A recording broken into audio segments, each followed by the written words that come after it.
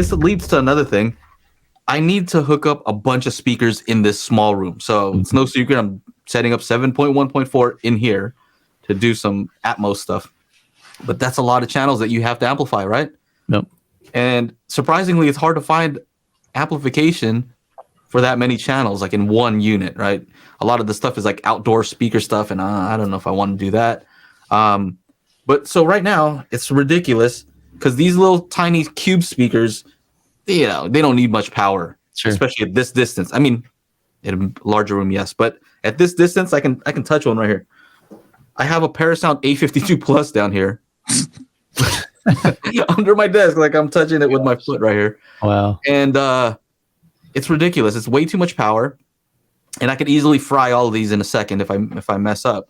But the interesting thing is, it's an expensive amp, but at this distance, I can hear some hum, right? So this relates a little bit to that toothbrush thing.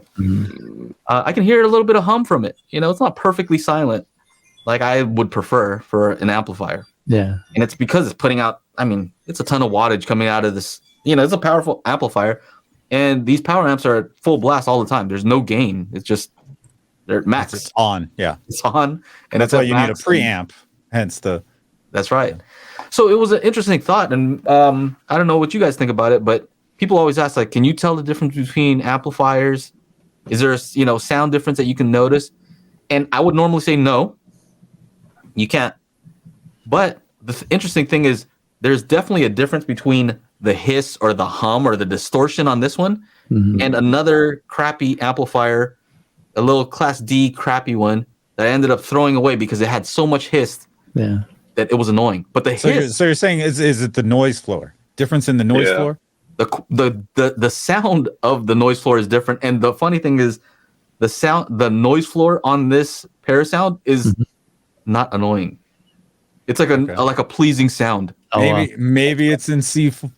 Maybe it's middle C. It's too no. So I'm just kidding. I swear to you, when I listen to it, it's like I would rather not have it, but it's not like the other one was a high pitch, like a hiss, right? Right. Yeah, this one is a more something more annoying. You know the sound. Yeah, like a nice tone. I'm not annoyed by it. And it's That's not the Aaron tone. Please, no more Aaron tone. No. Do you want to hear the most annoying sound in the world? Oh no. Remember Dumb and Dumber? I remember that. Oh, all right. Oh, right. In the truck. Yes, so, in the truck, yeah. So is there something to that though? Where we'll see. Yes. If it's gonna have some kind of distortion, some kind of sound that you don't like, is that a hint as to maybe the tonality of that amplifier? I don't know. It's probably. It got me thinking. Probably. People say they have characteristics, but I would definitely say I agree with you on the noise floor stuff. I mean, like car audio, you can run into some really crappy amplifiers really fast, and you notice it more because you're so much, like you're always in the near field of the car. So if there's any background noise, it's just like super amplified. It's so annoying. That's one of my pet peeves, but it's, sometimes depending on what you got, it's hard to get around it. Would you say that there's such thing as a like noise floor that sounds pleasing? Like how about this? Pleasing noise floor. Hey, it sounds weird, but like a guitar. Joe, amp, right? you are creating a new audiophile or argument. I like this Bryston amp, but compared to the Parasound, the noise floor was just scintillating. Yeah, I heard angels in the noise floor. Joe, I think you're crazy if I'm being honest, but whatever. I like this noise floor more than the other one. Oh, okay. What else is new? No, it's just some of the hiss is just so high pitched and annoying. Example is like, how about when you plug in an amplifier, like when you watch like a live thing and in a movie, they plug in the guitar, it's like boom. Yeah. Like Back to the Future, right? He plugs it in, it's like it makes a high pitch, but then you hear the hum of that amplifier, right? Right. It's not a hum that I'll be annoyed by. What is that? What does that mean? I hate like the 60 hertz, like the ground loop hum.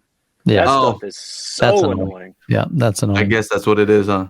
Before I installed a dedicated 20 amp into my theater room, I had just about every subwoofer I ever hooked up had that hum, and I'm like, I just got used to it. I'm like, this sucks, but I told you guys I like bass, so there you go. The hum has to have bass. Yeah, the hum has bass. Yeah, there's a 60 hertz hum, or it's like, what is it, like 60 hertz or 61 hertz or something? It's like next. I don't know. Anyway, there's that, but then there's like noise floor that's above 10K, you know, where it's just and that. So they're two different things, and they're both super annoying. With my old house, the only way I could get rid of the noise or the hum that came from my projector, ironically, it's plugged in all the same outlets, everything, dedicated 20 amp circuit, all that stuff. Didn't matter. I used it. It's EbTech, I think is the name of the brand, and it's called the Hum X, all like one word. So if you're looking for it on Amazon, I think it's $80, and it's just a ground loop isolator. It looks like a we got it up on the screen right here. Yeah, you plug it into an outlet, and then you plug whatever peripheral you have into that. Yeah, right? the hum and that's the only thing that will resolve the noise that I was having, that 60 hertz hum in my old home theater. That's the only way I could get rid of it. I couldn't do. I tried everything else under the sun, like Jensen transformers that are $120 a piece. You know, just like I tried everything. Couldn't ground loop isolators and the RCAs, the XLR, made my own cables. Nothing worked. That was the only thing that worked. Right. You want to hear something really weird that's related to this? Is I had a hum that was happening. What was the cause of it? It was the dock. The dock. Yeah, I have this USB or Thunderbolt dock connected to all this stuff. It's connecting everything, right? And one of my mics was picking up all kinds of like weird hum.